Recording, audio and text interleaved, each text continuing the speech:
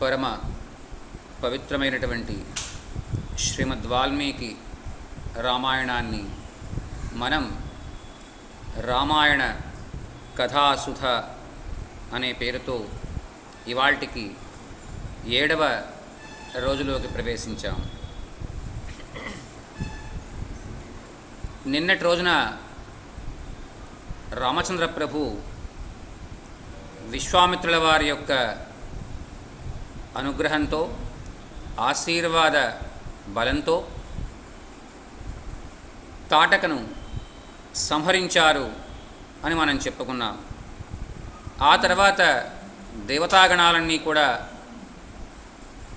ఆ విశ్వామిత్రుల వారికి ఆ రాజకుమారులైనటువంటి రామ లక్ష్మణులకు ఇరువురకు కూడా అనేక ఆశీస్సులు అందచేశారు అని మనం చెప్పుకున్నాం.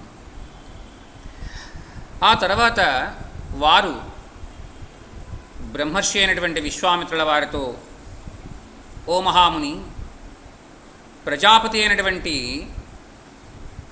వృషాశ్వుడు అనేటువంటి ఆయన నీకు అస్త్ర విద్యా గురువు కదా, ఆయన నీకు ఏ అస్త్రాలనైతే ఇచ్చారో ఆ అస్త్రాల్ని నీకు ఎంతో భక్తి శ్రద్ధలతో శుశ్రూష చేస్తున్నటువంటి ఈ రాజకుమారుడైనటువంటి రామచంద్రమూర్తికి నీవు ఇవ్వవలసింది. ఈతని వల్ల అద్యతన భావిలో ఒక అమోఘమైనటువంటి దేవకార్యం సాధించబడవలసి ఉంది. అందువల్ల ఓ మహాముని, నీవు ఆలస్యం చేయకుండా ఈ రామచంద్రమూర్తికి ఆ అస్త్రాలని అన్నింటినీ కూడా ప్రయోగ ఉపసంహారపూర్వకంగా న్యాసపూర్వకంగా వాటిని నీవు ఈ రాజకుమారులకు అందివ్వవలసింది అని అన్నారు. అలా పలికిన తర్వాత దేవతాగణాలన్నీ కూడా అంతర్ధానమయ్యాయి. ఆ రోజు సాయంత్రమైంది. వారు అక్కడ విశ్రమించారు. ఆ విశ్రమించడానికి ముందు తాటకా వధకు సంతుష్టుడైనటువంటి ఆ బ్రహ్మర్షి రామచంద్రమూర్తిని లక్ష్మణస్వామిని కూడా దగ్గరకు తీసుకున్నారట. తన 2 చేతులు కూడా వారి యొక్క శిరస్సుల మీద పెట్టి అలా రాశారు. రాసి వారిని దగ్గరగా కౌగిలించుకున్నారు. తన యొక్క ఆనంద హర్షాతిరేకాలని వ్యక్తం చేశారట తాటకా వధకు మురిసిపోయినటువంటి ఆ బ్రహ్మర్షి. చూడముచ్చటగా ఉన్నటువంటి ఓ రాజకుమారులారా, ఈరోజు మనం ఇక్కడే విశ్రమిద్దాం. రేపటి రోజున మనం బయలుదేరి నా యొక్క ఆశ్రమమైనటువంటి సిద్ధాశ్రమం యొక్క దారి పడదాం, సరేనా అన్నారు. వారిరువురు కూడా అంగీకరించారు. ఆ రోజు రాత్రి అక్కడే ఆ రామలక్ష్మణులకు ఇరువురకు కూడా ఎన్నో మహత్తరమైనటువంటి కథలు అన్నీ కూడా తెలియచేస్తూ ఆయన వారికి నిద్ర వచ్చేట్లా చేశారు. తర్వాత రోజు ఉదయం లేచారు. లేచిన తర్వాత రామచంద్రమూర్తి తాను అంతకు ముందు రోజు చూసినటువంటి వాతావరణం ఏదీ కూడా ఇప్పుడు కనిపించలేదట ఆ తాటకావనంలో. అంతకుముందు ఆ వనం ఎంతటి భయంకరంగా ఉందో మనం చెప్పుకున్నాం. దుర్మార్గురాలు అలా మానవుల్ని తినివేసేటువంటి ఆ భయంకర రాక్షసి నశించిపోవడంతో అక్కడ వాతావరణం అంతా కూడా తేటపడింది. పక్షులు అన్నీ కూడా కిలకిలారావాలు చేస్తున్నాయి. ఆ చెట్ల యొక్క చివుళ్ళు, లతలు ఇవన్నీ కూడా చాలా ఆహ్లాదకరంగా ఉన్నాయి. సెలయేళ్లన్నీ కూడా ఇంచక్కా అందంగా ప్రవహిస్తున్నాయి అని అనిపిస్తున్నాయి. ప్రతి విషయంలోనూ కూడా ఎక్కడ లేనటువంటి నవనవోన్మేషమైనటువంటి స్థితి కనబడుతోంది. రామచంద్రమూర్తి చాలా ఆనందించారట. శాప విముక్తమైనటువంటి ఆ తాటకావనం ఆ రోజు నుంచి కూడా కుబేరుని యొక్క చైత్రరథ వనంలా వెలిగిపోయిందట. అలా యక్షుడైనటువంటి సుకేతుడు అనేటువంటి వాని యొక్క కూతురైనటువంటి తాటకను చంపినటువంటి ఆ రామచంద్రమూర్తి దేవతల యొక్క, సిద్ధుల యొక్క, సాధ్యుల యొక్క ప్రశంసలన్నీ కూడా అందుకున్నారు. మునీశ్వరులతో తమ్ములతో ఆ రాత్రి అక్కడే విశ్రమించారు వారు. ప్రాతకాలంలో ఆ మహాముని వారిని మేల్కొల్పారు. ఇంకా ఇవాల్టి రోజున ఏం జరిగిందో తెలుసుకోవడానికి ముందుగా మనం ఒక్కసారి మహానుభావుడైనటువంటి వాల్మీకి మహాముని యొక్క స్తోత్రాన్ని చెప్పుకుందాం. కూజంతం రామ రామేతి మధురం మధురాక్షరం ఆరుహ్య కవితా శాఖాం వందే వాల్మీకి కోకిలం.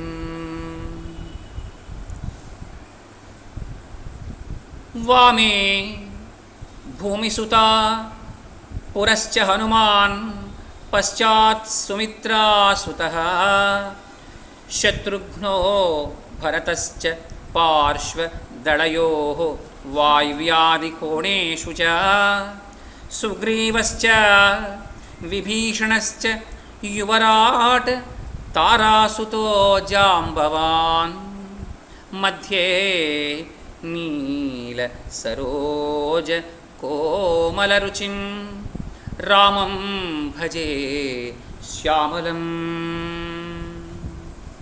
అలా నయన మనోహరమైనటువంటి ఆ రామచంద్రమూర్తి వారి యొక్క దివ్యమంగళ సౌందర్యాన్ని ఒక్కసారి తనివి తీరా దర్శించి జపించి తపించి తరించి ఆ తర్వాత ఇవాల్టి రోజున ఏం జరిగిందో తెలుసుకోవడానికి ప్రయత్నం చేద్దాం. దేవతాగణాలన్నీ కూడా అంతకు ముందు రోజు సాయంత్రం రామచంద్ర ప్రభువుకి లక్ష్మణస్వామి వారికి కూడా దివ్యమైనటువంటి అస్త్రాలని ఉపదేశం చెయ్యండి అని చెప్పారు విశ్వామిత్రుల వారికి.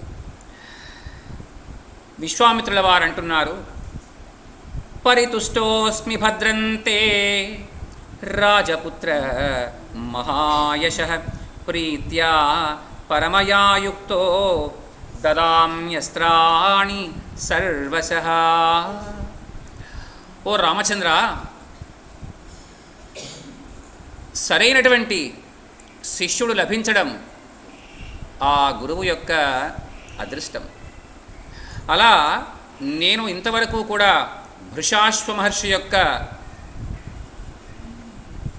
పరమ ప్రీతితో ఇవ్వబడినటువంటి ఆ దివ్యాస్త్రాలన్నింటినీ కూడా నేను స్వీకరించి ఉన్నాను మా గురువుగారి యొక్క దివ్యానుగ్రహం చేత. అలాంటి దానిని నీలాంటి వాడికి ఇవ్వడం కంటే నాకు ఇంతకన్నా గౌరవం మరి ఒకటి ఉండదు నాయన. అందువల్ల అలాంటి అస్త్రాలన్నీ కూడా నీకు నేను అందిస్తాను. అది కూడా ఎలా ఇస్తానంటున్నారట ఆయన, పరమయాయుక్తో, అత్యంత సంతోషంతో అత్యంత సంప్రీతితో ఇస్తాను అని చెప్తున్నారు. అంటే ఇంకా ఏదీ కూడా తన దగ్గర దాచుకునేటువంటి మాట ఏదీ ఉండదట విశ్వామిత్రుల వారి దగ్గర. రామచంద్రమూర్తికి ఇవ్వడం కంటే అస్త్రాలని అంతకంటే ఆనందింపదగినటువంటి విషయం వారి యొక్క జీవితంలో మరి ఒకటి లేదు అని చెప్తున్నారు. యుద్ధంలో నిన్ను ఎదిరించేటువంటి వాళ్ళు ఎంతటి వారైనా సరే, దేవ దానవ గంధర్వ నాగ యక్ష శిక్ష సిద్ధ సాధ్యాదులలో ఎవరైనా సరే, నేను ఇచ్చేటువంటి ఈ అస్త్రాల చేత వారు నీకు వశులవుతారు. వారిని నీవు అవలీలగా జయించగలవు. ఓ రఘువీరా, దివ్యమైనటువంటి దండచక్రము, ధర్మచక్రము, కాలచక్రము, అత్యంత తీక్ష్ణమైనటువంటి విష్ణుచక్రము, ఇంద్రాస్త్రాన్ని నీకు నేను అందిస్తాను. ఓ నరవరా, ఓ రామచంద్ర ప్రభో, వజ్రాస్త్రము, శివునకు సంబంధించినటువంటి మహాశూలం పాశుపతాస్త్రము, అలాగే బ్రహ్మదేవుడికి సంబంధించినటువంటి బ్రహ్మశిరోనామకాస్త్రము, ఐషికాస్త్రము, ఉత్తమోత్తమైనటువంటి బ్రహ్మాస్త్రాన్ని, వీటన్నింటినీ కూడా నేను నీకు అందచేస్తాను. అలాగే శిఖిరి అనేటువంటి దివ్యమైనటువంటి గదాయుధాలని నేను నీకు అందచేస్తాను. ఓ రామా, ధర్మపాశం, కాలపాశం, వరుణపాశము, శక్తి సంపన్నమైనటువంటి వారుణాస్త్రాన్ని కూడా నీకు అందిస్తాను. అలాగే శుష్కాశని, ఆర్ద్రాశని అనేటువంటి రెండు విభిన్నమైనటువంటి దివ్యమైనటువంటి ఆయుధాలు ఉన్నాయి. వాటిని నేను నీకు అందిస్తాను. అలాగే ఈ రెండు ఆయుధాలు కూడా పరమశివునికి అత్యంత ప్రీతికరమైనటువంటి ఆయుధాలు. అందువల్ల ఆ ఆయుధాలని నీకు అందిస్తాను. అలాగే నారాయణాస్త్రాన్ని నేను నీకు అందిస్తాను. ఓ పుణ్యపురుష, అగ్నిదేవునకు అత్యంత ప్రీతికరమైనటువంటి శిఖరము అనేటువంటి అస్త్రం ఉంది. ఆ అస్త్రాన్ని అలాగే ఆగ్నేయాస్త్రాన్ని కూడా నీకు సమకూరుస్తాను. ఓ ఇక్ష్వాకు వంశప్రభువా, ప్రథనము అనే పేరు కలిగినటువంటి వాయవ్యాస్త్రాన్ని అందిస్తాను. అలాగే హయవదనము అనేటువంటి పేరు కలిగినటువంటి అస్త్రాన్ని ఇస్తాను. అలాగే క్రౌంచాస్త్రాన్ని, విష్ణుశక్తిని, శివశక్తిని, ఈ రెండూ కలిసినటువంటి అస్త్రాన్ని నేను నీకు అందిస్తాను. అలాగే రాక్షసుల దగ్గర ఉండేటువంటి భయంకరమైనటువంటి కంకాళము, ముసలము, కాపాలము, కంకణము ఇత్యాది అస్త్రాలు నీకు అందిస్తాను. ఓ మహాబాహో, విద్యాధరుడు ప్రయోగించేటువంటి నందకం అనేటువంటి అస్త్రాన్ని ఇస్తాను. అలాగే దివ్యమైనటువంటి ఖడ్గరాజాన్ని నీకు నేను అందిస్తాను. ఓ రాఘవ, గంధర్వులకు ప్రియమైనటువంటిది మానవాస్త్రాన్ని నీకు అందిస్తాను.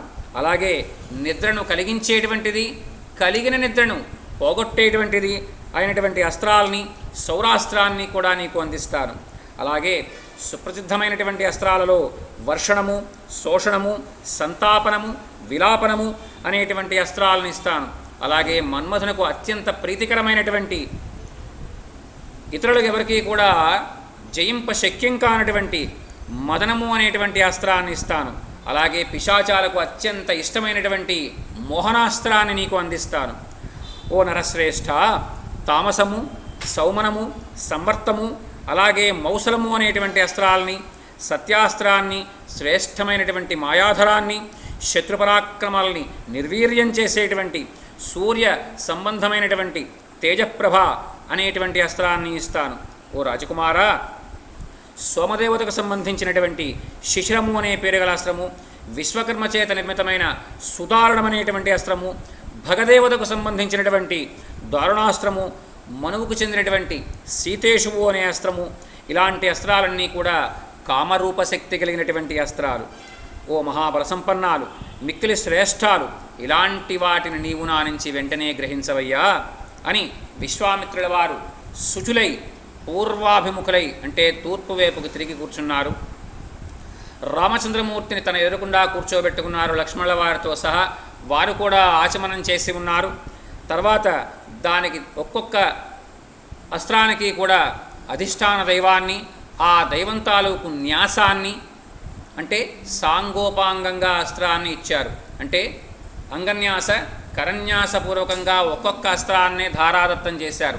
అస్త్రం పేరు చెప్పడం, దాని యొక్క అంగన్యాస కరన్యాసాలు చెప్పడం, చేతిలో కమండలంలో నీళ్లు చేతిలో పోసుకోవడం, రామచంద్రమూర్తి వారి చేతిలో ఆ అస్త్రాన్ని వదిలిపెట్టడం. ఇలాగా తన దగ్గర ఏవైతే ఉన్నాయో అలాంటి అస్త్రాలన్నీ కూడా ఆ రాజకుమారులు ఇరువురకు కూడా ఆయన ధారాదత్తం చేశారు. అలా ధారాదత్తం చేయడం కాదు, ధారాదత్తం చేసిన తర్వాత ఆ అస్త్రాలన్నీ కూడా రామచంద్రమూర్తి వారికి, లక్ష్మణస్వామి వారికి ఫలించాలి అనే ఉద్దేశ్యంతో ఆ అస్త్రాలకు సంబంధించినటువంటి మూలమంత్రాలు వీటిని కూడా విశ్వామిత్రుల వారు నిరంతరం జపిస్తూనే ఉన్నారట. ఏది? ఆ అస్త్రాల యొక్క ప్రభావం రామచంద్రమూర్తి వారి యందు పూర్తిగా నిలవడం కోసం. ఇది చాలా ముఖ్యం. చాలా చోట్ల జరిగేటువంటి పని ఏంటంటే, ఏదైనా ఒక మంత్రాన్ని గనక మనం అందిపుచ్చుకున్నామని భావించండి. ఆ మంత్రాన్ని ఆ గురువుగారు ఎవరన్నా ఇచ్చారనుకోండి, ఆ మంత్రం మనకి ఫలించేంత వరకు ఆయన జపించాలి, మనకి ఫలించేంత వరకు మనం జపించాలి. ఈ రెండింటిలో ఏ ఒక్కటి లేకపోయినా దానివల్ల ఉపయోగం లేదు. ఇక్కడ రామాయణం మనకి చెప్పేటువంటి అనేకమైనటువంటి ముఖ్య విషయాల్లో ఇది ఒక విషయం.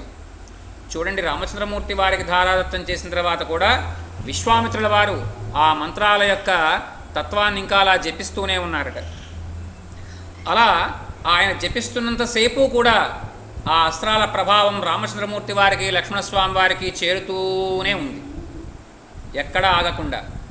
ఇలా మొత్తం అంతా చేరిన తర్వాత ఆ అస్త్రాలకు సంబంధించినటువంటి దేవతామూర్తులందరూ కూడా ఎదురుకుండా ప్రత్యక్షమయ్యారు. ప్రత్యక్షమయ్యి అంజలి ఘటించారు. ఓ రామచంద్ర, ఈ క్షణం నుంచి మేమంతా కూడా నీకు దాసులం, నీవు ఏం చేయమంటే అది మేం చేస్తాం అని చెప్పారు. ఊచుశ్చు ముదితాః సర్వే రామం ప్రాంజలయస్తదా ఇమే స్మ పరమోదారాః కింకరాస్తవ రాఘవా. మేము మీకు కింకరులము అని చెప్పారు. కింకరులు అంటే ఏంటో తెలుసా అండి? ఏది చెబితే దానిని కాదనకుండా చేసేటువంటి వారిని కింకరులు అంటారు. ఈ మాట మళ్ళా మనకి సుందరకాండలో వస్తుంది. అప్పుడు మీకు దీని గురించి ఇంకా వివరంగా తెలియజేస్తాను.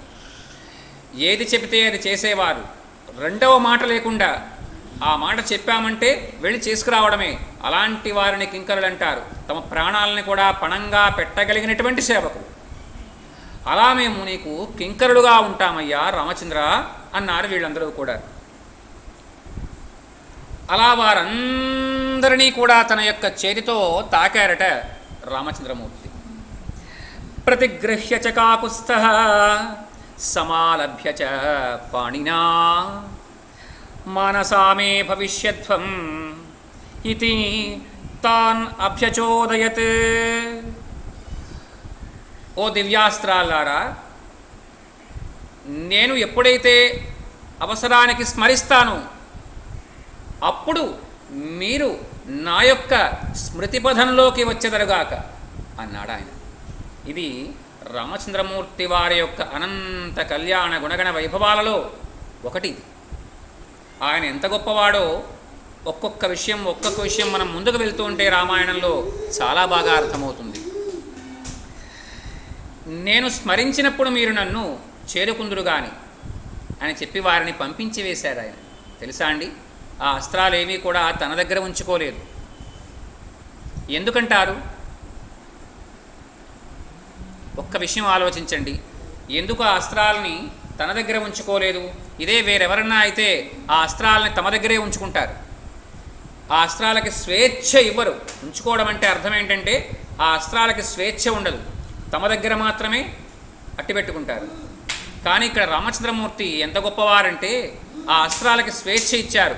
మీరు మీ యొక్క స్థానాల్లో వెళ్ళండి, నేను స్మరించినప్పుడు అవసరానికి. ఇక్కడ అవసరం అంటే ఏ అవసరమో తెలుసా అండి? తన కోసం అవసరం కాదు, గుర్తుపెట్టుకోండి. రామచంద్రమూర్తి తన కోసం ఇలాంటి దివ్యాస్త్రాలను ఉపయోగించుకోవాల్సినటువంటి పరిస్థితి లేనివాడు. ఆయన అస్త్రాలని దేనికోసం స్మరిస్తారయ్యా అంటే ప్రజోపయోగకరమైనటువంటి పనులకు మాత్రమే వాటిని వాడతారు. అందువల్ల నేను స్మరించినప్పుడు మీరు నా యొక్క స్మృతిపథంలో మెదులుదురు కానీ ఇప్పుడు మీరు వెళ్ళిపోండి అన్నారు ఆయన. అలా మిక్కిలి తేజస్వైనటువంటి ఆ మహానుభావుడు లేచి నుంచున్నారు తన యొక్క తమ్ముడితో సహా. ఆ ఇచ్చినటువంటి అస్త్రవిద్యా గురువైనటువంటి ఆ విశ్వామిత్రుల వారికి ప్రాంజలి ఘటించి అభివాదం చేశారు. ఆ తర్వాత విశ్వామిత్రుల వారు అడుగు ముందుకేశారు సిద్ధాశ్రమం వైపుగా. వెనకాల ఎంచక్క సూర్య చంద్రుల ఈ ఇద్దరు కూడా ఆయన వెనకాల అడుగు వేశారు. ఇలా శుచి అయినటువంటి ఆ రామచంద్రమూర్తి అస్త్రాలు స్వీకరించారు అని చెప్పుకున్నాం కదండి. ప్రతి అస్త్రానికి కూడా మరి ఒక అస్త్రం ఉంటుంది. ఏంటో తెలుసా అన్నది? ఒక అస్త్రాన్ని ప్రయోగించామనుకోండి, అలాంటి అస్త్రాన్ని అటుపక్క వాడెవడన్నా మన మీద ప్రయోగిస్తే అలా ప్రయోగించినటువంటి అస్త్రాన్ని ఉపసంహరించగలిగేటువంటి అస్త్రం కూడా మన దగ్గర తెలిసి ఉండాలి. లేకపోతే మనం వాడి యొక్క ప్రభావానికి లోనవుతాం. ఇప్పుడు ఉదాహరణకి ఆగ్నేయాస్త్రాన్ని అటుపక్కనటువంటి ప్రత్యర్థి ప్రయోగించాడనుకోండి, మనం ఇటుపక్కన ఆగ్నేయాస్త్రాన్ని ఉపశమింపజేసేటువంటి వారుణాస్త్రాన్ని ప్రయోగించాలి.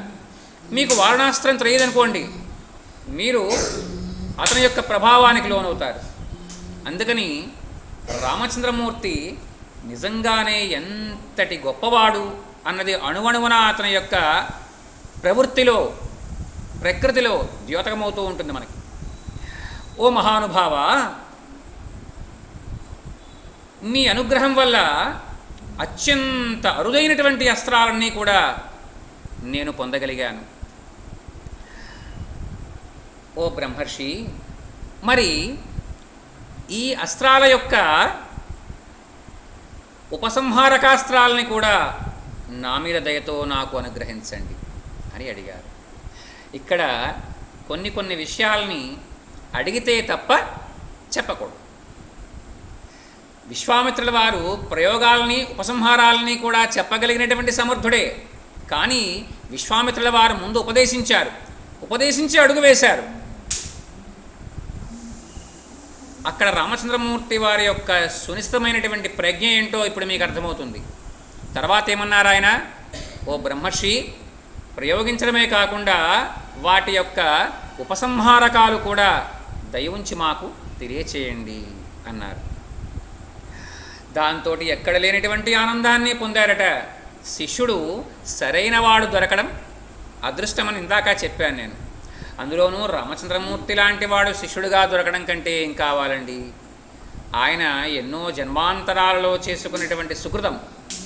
ఏది, వంశపారంపర్య పౌరోహిత్యానికి సంబంధించి వశిష్ఠుల వారు గురువుగా ఉండడం సహజం. కానీ ఇలాంటి శస్త్రాస్త్రాలని ప్రయోగ ఉపసంహారాలతో సహా చెప్పగలిగినటువంటి ఆ విశ్వామిత్రుల వారు ఈయనకి గురువుగారుగా ఉండడం నిజంగానే ఆనందకరమైనటువంటి విషయం. దాంతో ఉపసంహారకాస్త్రాలన్నీ కూడా రామచంద్రమూర్తికి లక్ష్మణస్వామి వారికి చెప్తున్నారు. ఇందాక ప్రయోగించేప్పుడు అస్త్రాలు ఏంటో మనం అన్నీ కూడా తెలుసుకున్నాం వివరంగా. ఇప్పుడు ఉపసంహారం చేసేటువంటి అస్త్రాలు విందాం.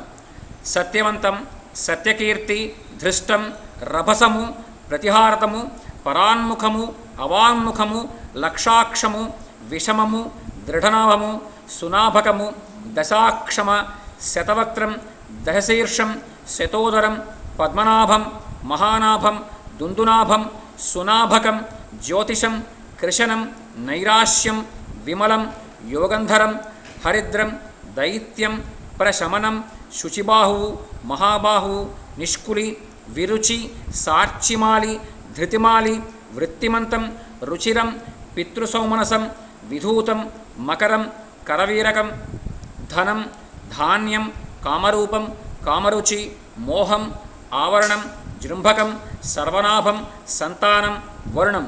ఇవన్నీ కూడా ఉపసంహారకాస్త్రాలు. వీటన్నింటినీ కూడా సాంగోపాంగంగా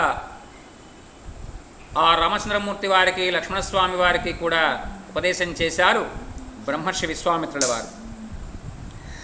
ఇంకా నీకు ముందుగా ఉపదేశించినటువంటి సత్యవంతము, సత్యకీర్తి, ఈ రెండు అస్త్రాలు కూడా ఇంతకుముందు నీకు చెప్పినటువంటి దండచక్రాది మంత్రాస్త్రాలు ఏవైతే ఉన్నాయో వాటన్నింటినీ కూడా ఉపసంహరింపజేస్తాయి. ఇలాంటి ప్రయోగ ఉపసంహారాలతో కూడినటువంటి ఈ అస్త్రాలని పొందడానికి ఓ రామ, ఓ లక్ష్మణ, మీరుభయులు కూడా ఎంతైనా తగుదురు అని చెప్పారు ఆయన. అలా రాముడు అలాగే అని చెప్పి వాటన్నింటినీ కూడా శ్రద్ధాభక్తులతో స్వీకరించారట. అలాంటి మంత్రాలన్నీ కూడా రామచంద్రమూర్తి వారిని చేరుకున్నాయి.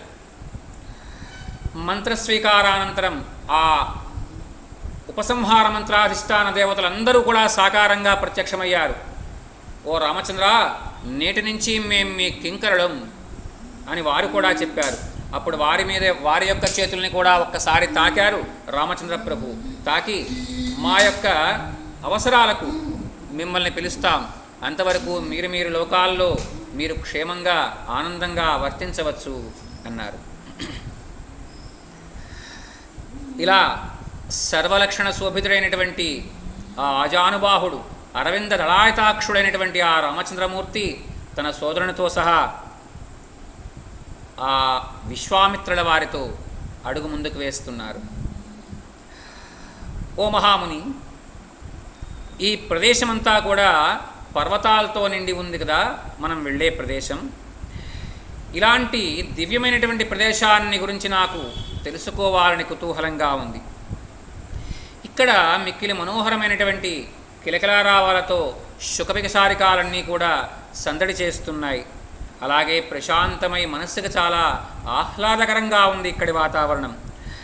తాటకావనం నుంచి మనం పూర్తిగా బయటపడ్డాము అని భావిస్తున్నాను మహాత్మా. ఈ ఆశ్రమం ఎవరిదో మీరు దయ ఉంచి తెలియచేయండి. ఓ మహాముని, సంప్రాప్తా యత్ర తే పాపా బ్రహ్మజ్ఞాః దుష్టచారిణః తవ యజ్ఞస్య విఘ్నాయ దురాత్మానో మహామునే భగవంతస్య కో దేశః సాయత్ర తవ యాజ్ఞికీ. ఓ మహానుభావ, ఇంకా ఎంత దూరంలో ఉంటుంది మీ యొక్క యజ్ఞవాటిక? ఎక్కడైతే మీ యజ్ఞానికి అనేక రకాలైనటువంటి విఘ్నాలను కలిగిస్తూ ఉన్నటువంటి రాక్షసులందరూ వస్తారో అలాంటి ప్రదేశం ఇంకా ఎంత దూరంలో ఉంటుంది అని అడిగారు రామచంద్రమూర్తి. ఓ మహానుభావ, అలాంటి ప్రదేశం ఎక్కడుంది? మేము ఎక్కడి నుంచి సన్నద్ధులమై ఉండాలి? దేనికి? ఆ యజ్ఞవాటికని సంరక్షించడం కోసం ఎంత దూరం నుంచి మేము శస్త్రాస్త్ర సన్నద్ధులమై ఉండాలి అని అడిగారు. ఇలా అన్నీ తెలుసున్నవాడు, అన్నిటా తానై ఉన్నవాడు అయినటువంటి ఆ రామచంద్ర ప్రభు ఒక సామాన్యమైనటువంటి వ్యక్తిగా అడుగుతూ ఉంటే విశ్వామిత్రుల వారిలా చెప్తున్నారట. ఓ రామచంద్ర, ఇహ రామ మహాబాహో విష్ణుర్దేవవర ప్రభు వర్షాణి సుబహూన్యేవ తథా యుగ శతాని చ. వామనావతారానికి ముందు అఖిల ప్రభావ సమేతుడైనటువంటి ఆ శ్రియప్పతి శ్రీమన్నారాయణమూర్తి లోక కళ్యాణం కోసం తాను తపస్సు చేశారయ్యా. అలా ఎంతకాలం తపస్సు చేశారయ్యా అంటే యుగ శతాని చ, 2 మహాయుగాల కాలం తపస్సు చేశారట ఆ ప్రదేశంలో. అందువల్ల అలా ఆయన తపస్సు చేయబడినటువంటి ప్రదేశంగా ఈ ప్రదేశమంతా కూడా వాసికెక్కిందయ్యా.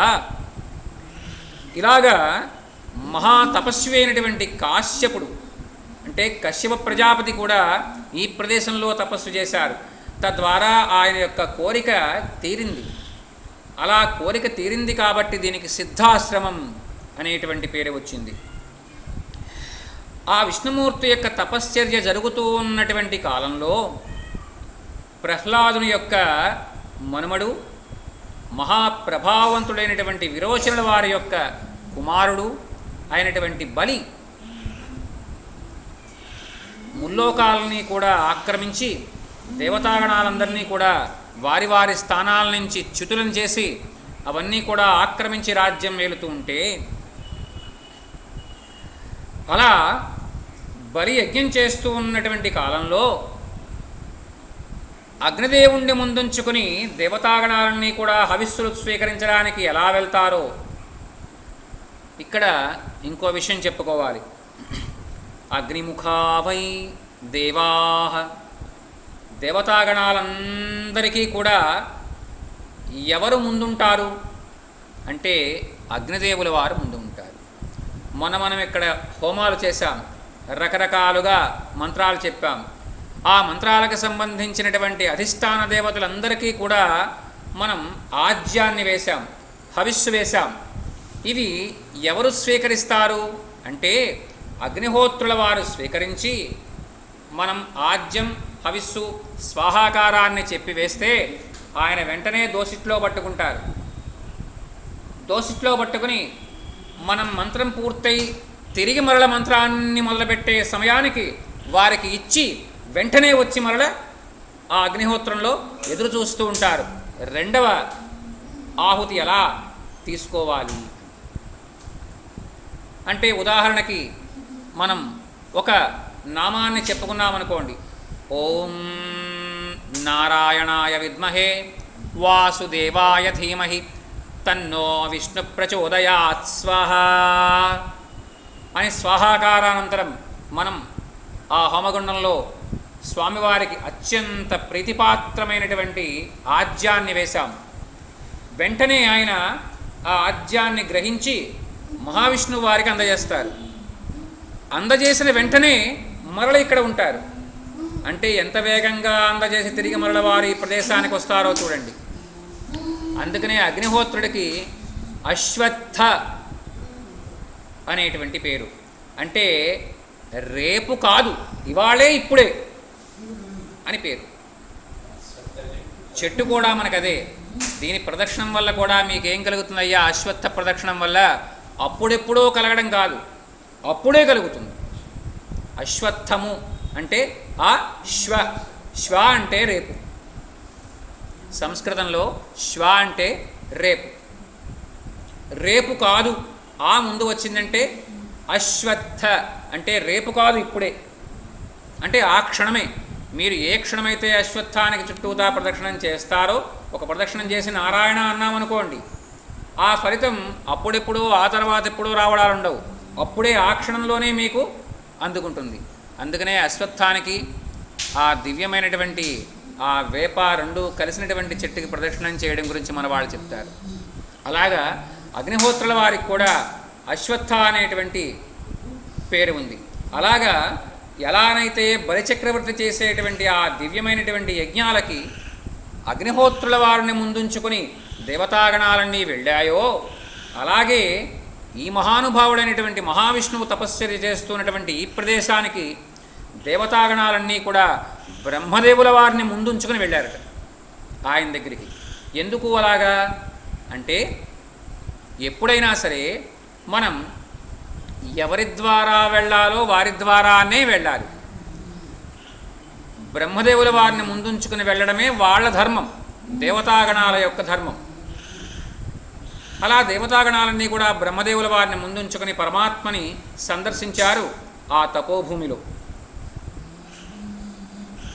ఓ మహావిష్ణు, విరోచనపుత్రుడైనటువంటి బలి గొప్ప ప్రభావంతో యజ్ఞం చేస్తున్నాడయ్యా. ఆ యజ్ఞంలో అతడు ఎవరు ఏది కోరితే దానిని ఇవ్వడం ధర్మంగా పెట్టుకున్నాడు. అందువల్ల మా పోయినటువంటి దేవలోక రాజ్యాన్ని నీవు మాకు సంప్రాప్తింపచేయవలసింది అని వేడుకున్నాడు. అందువల్ల ఓ మహానుభావ, నీవు మాయందు దయ ఉంచి వామనావతారాన్ని ధరించి మాకు శుభాల్ని లాభాల్ని దయచేయవయ్యా అని వేడుకున్నారు.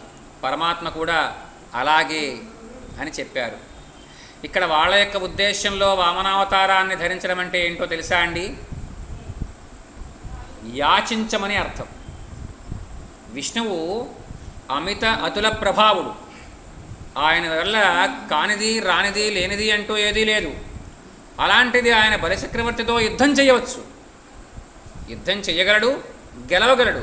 కానీ ఇక్కడ బలిచక్రవర్తి ధర్మాత్ముడు. మనం గమనించవలసింది ఏంటంటే, బలిచక్రవర్తి ధర్మాత్ముడు, కానీ తనకు ఏదైతే ధర్మముందో ఆ ధర్మాన్ని తప్పి అతడు తనకన్నా ఎక్కువ దాన్ని ఆశించాడు.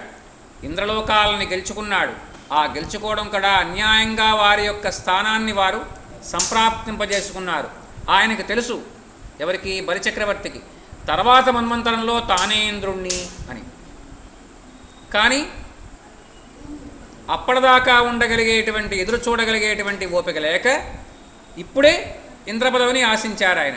అక్కడ ఆయన అధర్మానికి పాల్పడ్డాడు బలిచక్రవర్తి. అందుకని మహావిష్ణువు ఏం చేశారు? ఆయన దగ్గర వామనావతారాన్ని ధరించి ఆ 3 అడుగుల నేల సాకుతో ఆయనకున్నటువంటి వాటిని, లేనటువంటి వాటిని కూడా మొత్తం ఆక్రమించేశారు ఆయన. ఇలాగా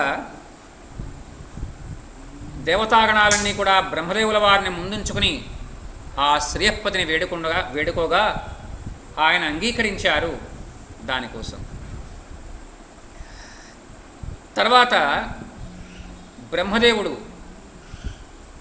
మరీచి ప్రజాపతి యొక్క పుత్రుడైనటువంటి కశ్యప ప్రజాపతి వారిని పిలిపించారు.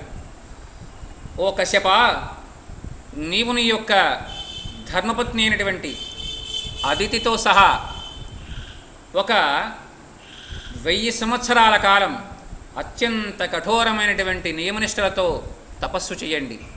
పరమాత్మ మిమ్మల్ని అనుగ్రహించాలని భావించారు అన్నారు.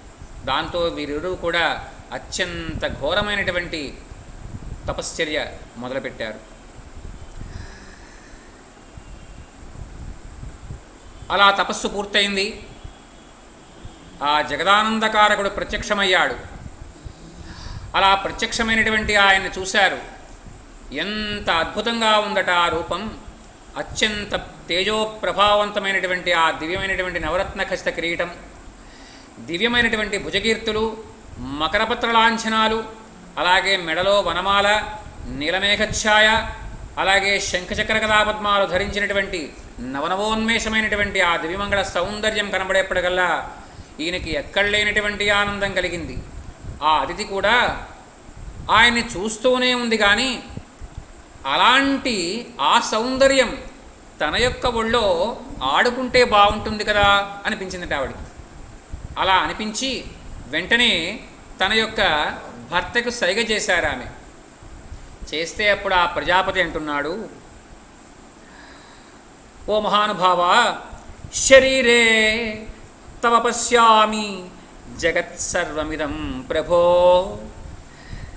త్వమనాదిర్ అనిర్దేశ్య త్వామహం శరణం గతః అని చెప్పి, ఓ మహానుభావ, ఈ అఖిలాండకోటి బ్రహ్మాండాల్ని కూడా నేను నీలో చూస్తున్నానయ్యా. నీవు తప్ప ఈ ప్రపంచంలో నాకు ఇంక ఏదీ కనిపించడం లేదు. అంతా అన్ని వైపులా కూడా నీవే నాకు నిండి కనిపిస్తున్నావయ్యా. నేను నీకు అన్ని విధాల శరణాగతుణ్ణి అయి ఉన్నాను. పరమాత్మ ఎప్పుడు అనుగ్రహిస్తాడు? ఎప్పుడు అనుగ్రహిస్తాడంటే, మీరు మీ వైపున ఏదీ ఉంచుకోకుండా అన్ని రకాల స్థాయిల్లోనూ కూడా ఆయనకి మిమ్మల్ని మీరు అప్పుచెప్పగలిగితే ఆయన మిమ్మల్ని అనుగ్రహిస్తాడు. ఇక్కడ కశ్యపుల వారు ఏమన్నారు? నాకు అంతా నీవే కనబడుతున్నావు, నీకు నేను సర్వస్వ శరణాగతి చేస్తున్నాను అని చెప్పారు. ఇలాంటి మనస్తత్వం మనందరికీ కూడా ఎప్పుడొస్తుందో, కశ్యపుల వారికే కాదు పరమాత్మ కనబడ్డం మనకు కూడా అనుభవంలోకి వస్తారు. కాకపోతే మనమేం చేస్తున్నాం? మన వైపున కొంత వేరన్నా అట్టిపెట్టుకుని మిగతాది ఆయనకే చూస్తున్నాం. అటువంటిప్పుడు ఆయన ఎలా కనబడతారు? కశ్యప ప్రజాపతి ఎలా అడిగారో అలా అడగడం మనం నేర్చుకోవాలి. దాంతో ఆ దివ్యమైనటువంటి శ్రీ మహావిష్ణువు ఎక్కడ లేనటువంటి ఆనందాన్ని పొందారు. ఓ ప్రజాపతి, నీకు శుభమవుతుంది, వరం కోరుకో, నీవు ఏం కోరుకుంటే దాన్ని నేను అనుగ్రహిస్తాను అన్నారు. తచ్ఛ్రుత్వా వచనం తస్య మారీచః కాశ్యపో బ్రవీత్, ఆదిత్యా దేవతానాం చ మమ చైవానుయాచతః, వరం వరద సుప్రీతో దాతుమర్హసి సువ్రత, పుత్రత్వం గచ్చ భగవన్ ఆదిత్యా మమ చానఘ. దేవతాగణాలందరి తరఫున, మా ఇరువురి తరఫున కూడా నేను నిన్ను యాచిస్తున్నాను. ఓ జగత్ప్రభో, నీవు మా ఇరువురకు కూడా పుత్రుడుగా జన్మించు. అది కూడా ఎలాగా? ఉపేంద్రుడుగా జన్మించు, అంటే ఇంద్రుని యొక్క తమ్ముడుగా జన్మించు అని వేడుకున్నారు ఆ కశ్యపుల వారు. ఓ దేవదేవా, ఇలా నీవు మమ్మల్ని అనుగ్రహిస్తేవా, నేను, దేవతాగణాలు, ఈ ప్రపంచమంతా కూడా అంతులేనటువంటి ఆనందాన్ని అనుభవిస్తాం, అద్వైతానుభూతికి లోనవుతాం. తద్వారా ఈ ప్రదేశమంతా కూడా నీ యొక్క అనుగ్రహం చేత ఇక మీదట సిద్ధాశ్రమంగా ఈ ప్రదేశమంతా కూడా పిలువబడాలి ఓ మహాత్మా అని నమస్కారం చేశారు ఆ శ్రీహరికి కశ్యప ప్రజాపతి. అంతట మహాశక్తిశాలైనటువంటి ఆ మహానుభావుడు అతిథి యొక్క గర్భవాసంలో వామనుడుగా జన్మించారు. వామనుడు అంటే పొట్టివాడు అని అర్థం. 3 అడుగుల మేర ఆ బలిచక్రవర్తి యొక్క యజ్ఞవాటికకు వెళ్ళి 3 అడుగుల నేల యాచించారు. ఆ 3 అడుగుల నేల బలిదానం చేశారు.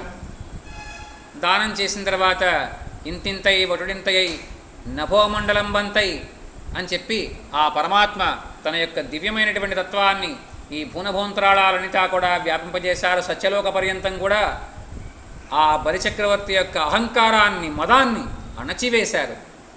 అందువల్ల ఓ రామచంద్ర, ఆ తర్వాత ఆ బలిచక్రవర్తి దగ్గర ఉన్నటువంటి ఆ దేవలోక రాజ్యాల్లో తిరిగి మరల ఇంద్రుణ్ణి సుప్రతిష్ఠితం చేశారయ్యా అని చెప్పారు. అలా మహాత్ముడైనటువంటి ఆ వామనుల వారి యొక్క పాదస్పర్శతో పవిత్రమైనటువంటి ప్రదేశమయ్యా ఇది అని చెప్పారు. అలాగే ఒక అద్భుతమైనటువంటి మాట ఉంటుంది.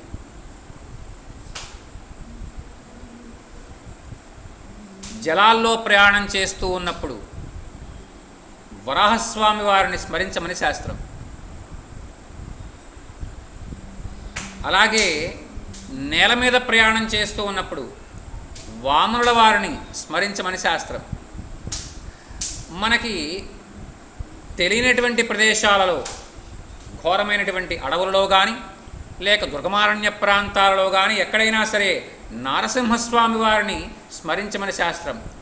పర్వతాల్లో ప్రయాణం చేస్తూ ఉండవలసినటువంటి పరిస్థితి కలిగితే రామచంద్రమూర్తి వారిని తలుచుకోమని శాస్త్రం. సర్వకాల సర్వావస్థల్లోనూ కూడా ఆ శ్రీయప్పతి అయినటువంటి కేశవుణ్ణి తలుచుకోమని శాస్త్రం. ఇలాగా నేల మీద నడుస్తున్నందుకు వామనుల వారిని తలుచుకోవాలి.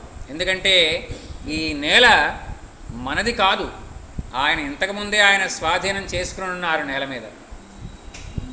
అందువల్ల ఆ జగదానందకారకుడైనటువంటి ఆ వామనుల వారు ఇక్కడ నడయాడారయ్యా రామా అని చెప్పారు. ఇంకా ఆ సిద్ధాశ్రమంలో మనం అడుగు పెడదాం నాయన రండి అని చెప్పి సిద్ధాశ్రమానికి ఆయన ఆ వైపుగా అడుగులు వేశారు. విశ్వామిత్ర మహాముని రామలక్ష్మణులతో సహా సిద్ధాశ్రమ ప్రవేశం చేశారు. రామచంద్ర, ఇక మీదట ఈ ఆశ్రమ ప్రాంతం నాదే కాదు, నీది కూడా అని చెప్పారు. అంటే మనం ఏదైనా ఒక వస్తువుని కానీ ఒక పనిని కానీ ఎవరన్నా చెప్పడం గనక చేస్తే వారి పని మనం చేయడం అంటే అది ఎంతవరకు చేస్తాం? 80% వరకు చేస్తాం. ఆ పని మీదే అని చెప్తే 100% ఆ పనిని చేస్తాం. ఇక్కడ విశ్వామిత్రుల వారు ఏం చెప్పారో చూడండి. ఓ రామచంద్ర, ఈ సిద్ధాశ్రమం నాదే కాదు నీది కూడా అని. అంటే నేను యాగంలో యజ్ఞదీక్ష వహించి కూర్చుంటే ఈ ఆశ్రమాన్ని నేను ఎలా సంరక్షించుకుంటానో నా స్థానంలో మీరు అలా సంరక్షించాలి అని చెప్పడం. ఇంకా వారందరూ కూడా ఎదురుపడ్డారు. సిద్ధాశ్రమంలో విశ్వామిత్రుల వారి యొక్క శిష్యగణమంతా కూడా ఎదురు వచ్చారు, అర్ఘ్యపాద్యాలు ఇచ్చారు. సగౌరవంగా తమ యొక్క గురువుగారిని, వచ్చినటువంటి ఆ దశరథ రాజపుత్రులని ఇద్దరినీ కూడా సగౌరవంగా తీసుకువెళ్ళారు. అప్పుడు రామచంద్రమూర్తి వారు అంటున్నారట, ఓ మహర్షి, ఇంకా మీరు నిస్సంశయంగా యజ్ఞదీక్ష స్వీకరించండి. మీ యొక్క సంకల్పం ఖచ్చితంగా నెరవేరుతుంది కూడా. ఇంకా రాక్షస సంహారాన్ని జరిపి తీరతాం. దీనికి సిద్ధాశ్రమం అనే పేరుని సార్థకం చేద్దాం మహానుభావ అన్నారు రామచంద్రమూర్తి. రాముడు ఎక్కువ మాట్లాడాడు. అదొకటి రామాయణంలో మీరు తెలుసుకోవాల్సిన విషయం. అవసరం వచ్చినప్పుడు మాత్రమే రామచంద్రమూర్తి మాట్లాడతారు, లేకపోతే మాట్లాడరు. ఆయన చేతలు మాత్రమే మీకు కనబడతాయి, మాటలు తప్ప. ఎప్పుడైతే రామచంద్రమూర్తి ఇలా మాట్లాడారో ఆ విశ్వామిత్రుల వారికి ఎంతో ఆనందం కలిగించింది ఆ మాట. నిశ్చల చిత్తుడై నియమనిష్టలతో విధి విధాన సహితంగా యజ్ఞదీక్ష కంకణం కట్టుకున్నారు ఆయన. ప్రశాంత చిత్రులై ఆ రాత్రి అంతా గడిపారు. సూర్యోదయాత్ పూర్వమే మేల్కొన్నారు. వారి యొక్క నిత్యకృత్యాలు, స్నాన సంధ్యానుష్ఠానాది నిత్య వ్యవహారాలన్నీ కూడా పూర్తి చేసుకున్నారు. గాయత్రి మంత్రాన్ని జపించారు. ప్రాతకాల సంధ్యోపాసనలు ఏవైతే ఉన్నాయో అవన్నీ చేశారు. అగ్ని వేల్చారు. తర్వాత ఆసీనుడై ఉండగా ఆయన దగ్గరికి వచ్చి కూర్చున్నారు. ఓ బ్రహ్మర్షి, ఆ రాక్షసులు ఏ ఏ సమయాల్లో వస్తూ ఉంటారు ఇక్కడికి? అంటే ఉదయం వస్తారా, మధ్యాహ్నం వస్తారా, సాయాహ్నం వస్తారా, ఎప్పుడు వస్తారు, ఏ సమయంలో వాళ్ళు వస్తారని చెప్పి మేము సన్నద్ధమై ఉండాలి అని అడిగారు. అలా ఆ ఇద్దరికీ కూడా తాము అప్పటిదాకా నేర్చుకున్నటువంటి శస్త్రాస్త్రాల యొక్క గొప్పతనాన్ని ఉపయోగంలోకి తేవాలి అనేటువంటి దానిలో ఆతృత పెరిగిపోయిందట ఆ ఇద్దరు రాజకుమారులకు కూడా. విశ్వామిత్రుల వారు మాత్రం సమాధానం చెప్పలేదు. దేనికి? రామచంద్రమూర్తి అడిగిన ప్రశ్నకి. ఎందుకు చెప్పలేదు? ఎందుకు చెప్పలేదో వెంటనే ఆయన యొక్క శిష్యులు అందుకున్నారట పక్కన. ఓ రాజకుమారులారా, నేటి నుంచి మా గురువుగారు 6 రోజుల పాటు మౌనవ్రతంలో ఉంటారు. అంటే ఏమీ మాట్లాడకుండా ఆ హోమాలు అవి చేస్తూ ఉంటారు తప్ప ఏ రకంగానూ కూడా మాట్లాడే పని లేదు, సైగ మాత్రమే జరగాలి. ఈ 6 దినాలు కూడా మీరు యజ్ఞాన్ని సంరక్షిస్తూనే ఉండాలి, సమయంతో పని లేకుండా. 6 రోజుల పాటు ఆయన ఎలా దీక్షగా యజ్ఞం చేస్తారో అలాగే మీరు కూడా 6 రోజుల పాటు మీరు కూడా దీక్షగా ఈ యజ్ఞవాటిక ప్రాంతాన్నంతటినీ కూడా సంరక్షించాలి. ఏ క్షణంలో వస్తారా అంటే ఏ క్షణంలో వారు వస్తారో తెలియదు అని చెప్పారు ఆ పక్కన ఉన్నటువంటి విశ్వామిత్రుల వారి యొక్క శిష్యగణం. అధకాలే గతే తస్మిన్ షష్ఠే హని సమాగతే సౌమిత్రి అబ్రవీత్రాము యత్తో భవ సమాహితః. 5 రోజుల పాటు ఎలాంటి విఘ్నాలు లేకుండా యజ్ఞ కార్యక్రమాలన్నీ కూడా సజావుగా సాగిపోయాయి. 6వ రోజు మొదలైంది. ఆ 6వ నాడు ఉదయం వారి యొక్క నిత్యానుష్ఠానాల అనంతరం రామచంద్రమూర్తి లక్ష్మణస్వామితో అన్నారట, ఏమరపాటు లేకుండా ఓ లక్ష్మణ సర్వసన్నద్ధంగా ఉండు అన్నారు. విశ్వామిత్రుల వారు తమ యొక్క ఋత్విక్కులతో సహా ఆ యజ్ఞవాటిక ప్రాంగణానికి విచ్చేశారు. వారి వారి యొక్క స్థానాల్లో కూర్చున్నారు. స్వాహాకారాలతో ఆ యజ్ఞం సాగుతోంది.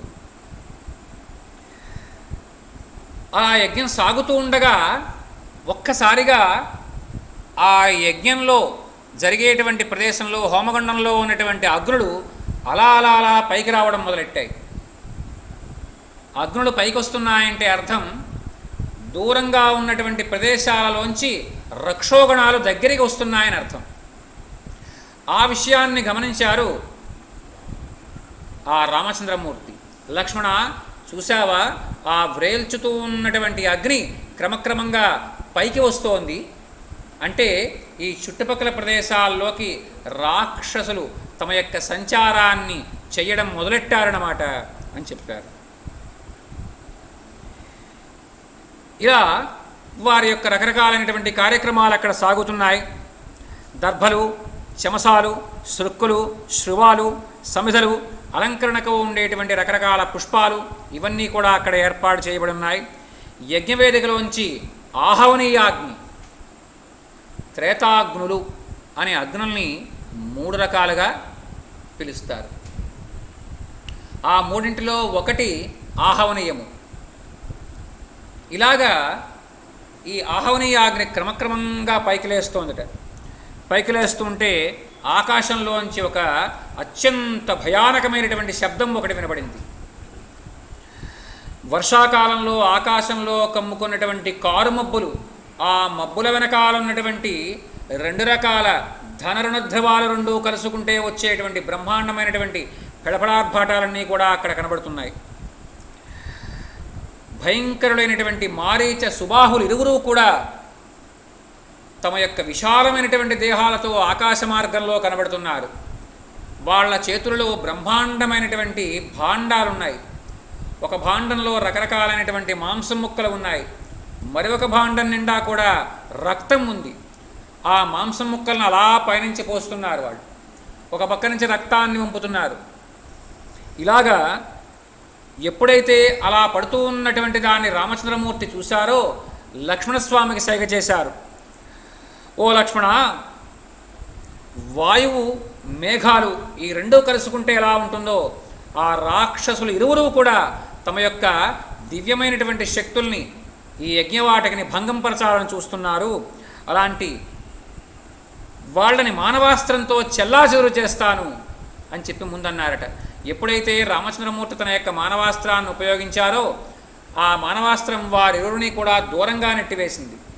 అంటే ఆ పని చెయ్యకుండా వంపడానికి సిద్ధంగా ఉన్నటువంటి వాళ్ళని ఆ మానవాస్త్రం దూరంగా నెట్టివేసింది. దాంతో వాళ్ళు భయపడి పారిపోయారు. ఏదో ఉత్పాతం మనకి అడ్డు వస్తోంది అని భావించి పారిపోయారు. అప్పుడు రామచంద్రమూర్తి అన్నారట లక్ష్మణస్వామితో, లక్ష్మణ, ఇలాంటి పిరికి వాళ్ళతోనా యుద్ధం చేసేది నేను? ఇలాంటి పిరికి వాళ్ళతో నేను యుద్ధం చేయనన్నాడు ఆయన. అని పలికి తర్వాత ఏం చేశారట, మరలా వాళ్ళు ఎక్కడ ఏ పక్క నుంచి ఎలా వస్తారు అని తన యొక్క శరాసనానికి బాణాన్ని తొడిగి ఆ బాణాన్ని అర్ధమండల వృత్తంలో తిప్పుతూ ఉన్నారట. అలాగే రామచంద్రమూర్తి వారి యొక్క ధనస్సు పేరేంటో చెప్పుకున్నాం. ఏంటండి? కోదండం. ఆ కోదండాన్ని అర్ధవృత్తాకారంలో తిప్పడం మొదలుపెట్టారు బాణాన్ని తొడిగి. అలా మరల మారీచుడు అక్కడ ప్రత్యక్షమయ్యాడు. ప్రత్యక్షమవడం ఏంటి? తన యొక్క దివ్యమైనటువంటి ఆ అస్త్రాన్ని సంధించి మారీచుడికే వదిలిపెట్టారు.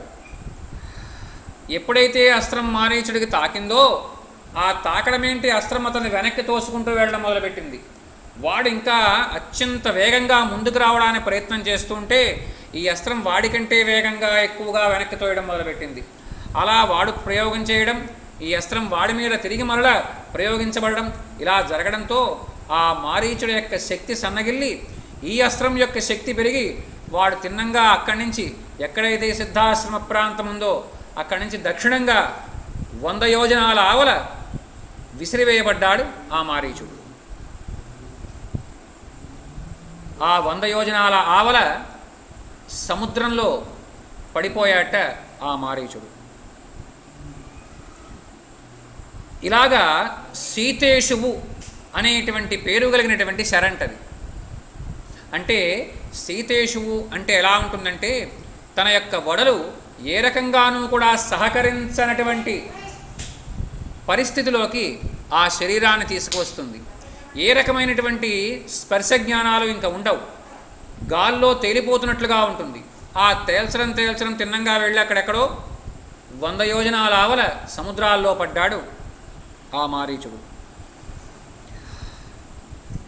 అది చూసి రామచంద్రమూర్తి లక్ష్మణస్వామితో అన్నారట, పశ్య లక్ష్మణ సీతేషు మానవం ధర్మ సంహితం మోహయిత్వా నయత్యేనం నచ ప్రాణైర్నయుజ్యత. లక్ష్మణ, చూశావా సీతేషు అనేటువంటి శరాన్ని? ఈ శరాన్ని మనకి ఇచ్చేటప్పుడు, ఈ అస్త్రాన్ని ఇచ్చేప్పుడు గురువుగారు ఏం చెప్పారో గుర్తుందా? ఇది వాళ్ళ యొక్క ప్రాణాలు తీయదు, కానీ వాళ్ళని మోహింపజేస్తుంది. మోహింపజేయడం అంటే వాళ్ళ యొక్క శరీరం మీద వాళ్ళకి పట్టు లేకుండా చేస్తుంది. అందువల్ల ప్రాణాలు తీయకుండా దూర ప్రాంతానికి వాళ్ళని తోసేసుకుంటూ వెళ్ళిపోతుంది. అలాంటి అస్త్రం అని చెప్పారు కదా, ఇంకో ఈ అస్త్రాన్ని ప్రయోగించాం కదా, అది అలాగే చేసింది. అంటే ఇక్కడ ప్రాక్టికల్ కూడా రామచంద్రమూర్తి వారు లక్ష్మణస్వామికి చూపించేస్తున్నారు.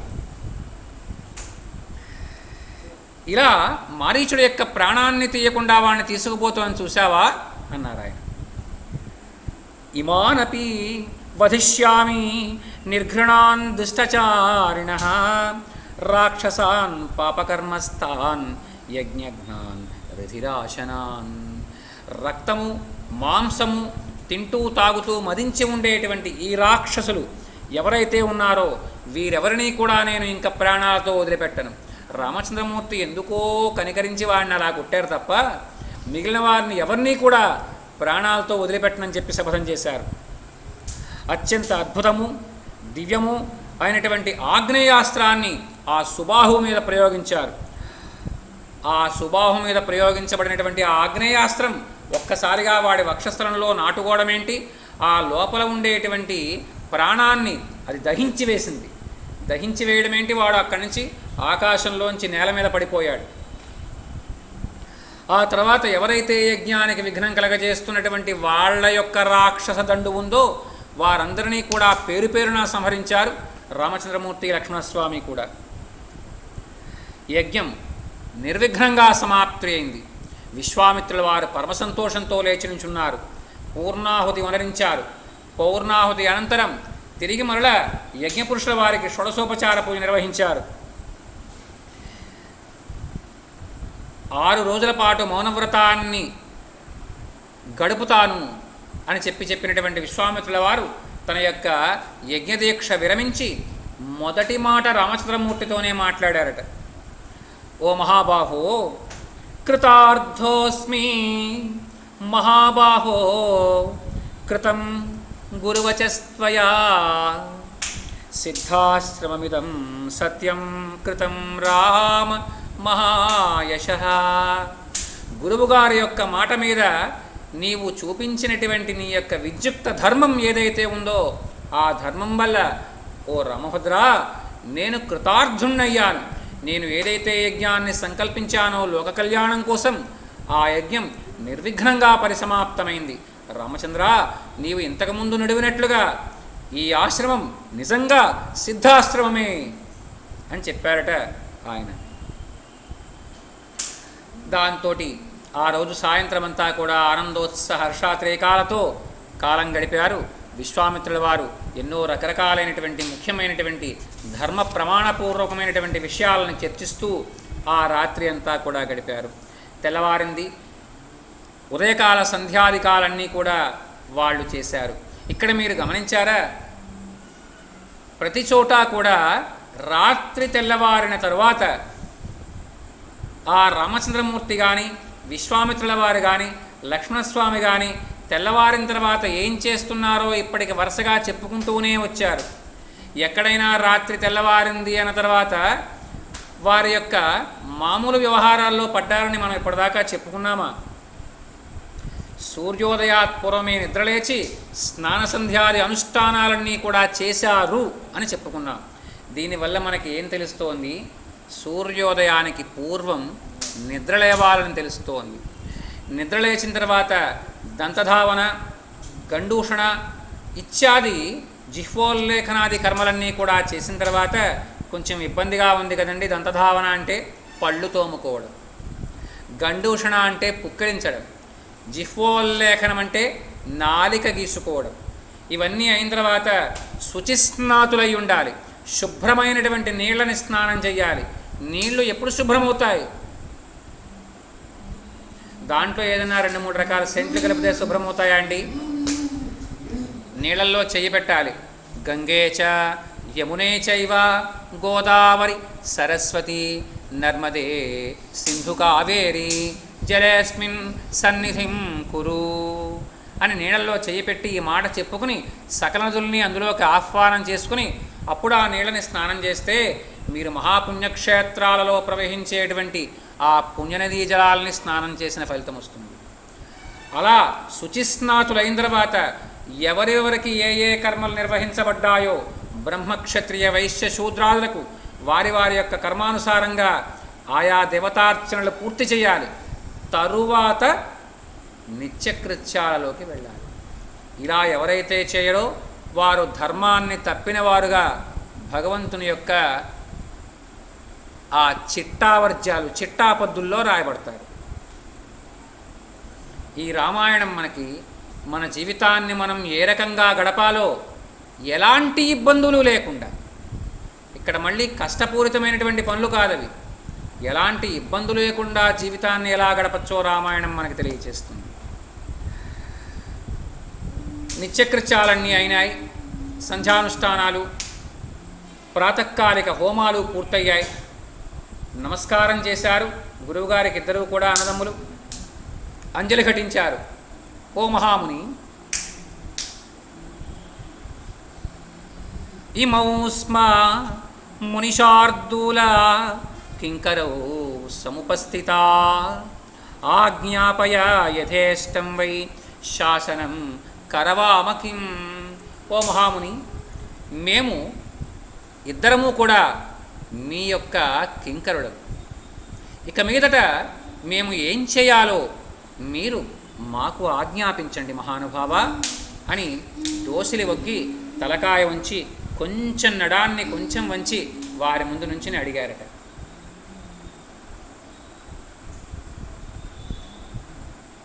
అలా అడిగినటువంటి రామచంద్రమూర్తి వారికి విశ్వామిత్రుల వారు ప్రత్యుత్తరాన్ని ఏమి ఇచ్చి ఉంటారు, ఏమి ఇచ్చి ఉంటారో మనం తర్వాత రోజు చెప్పుకునేటువంటి రామాయణ కథాసుధలో సవివరంగా తెలుసుకోవడానికి ప్రయత్నం చేద్దాం.